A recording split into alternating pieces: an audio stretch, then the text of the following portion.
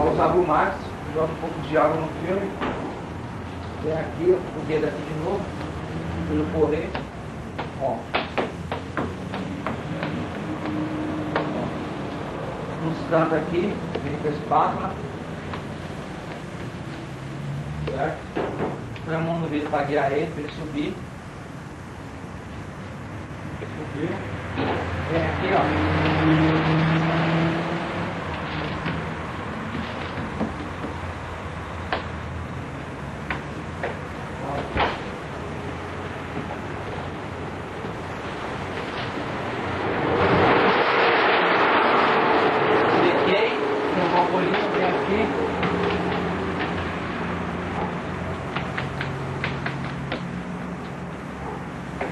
Aplicar do filme, entendeu?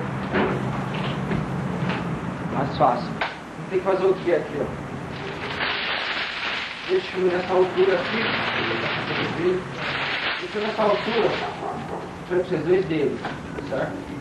Se desce com o filme aqui, você pega aqui na pontinha do filme, toma aqui a apoia, enfia essa ponta, depois enfia essa, aí eu volto aqui, sem encostar nas borrachas, entendeu?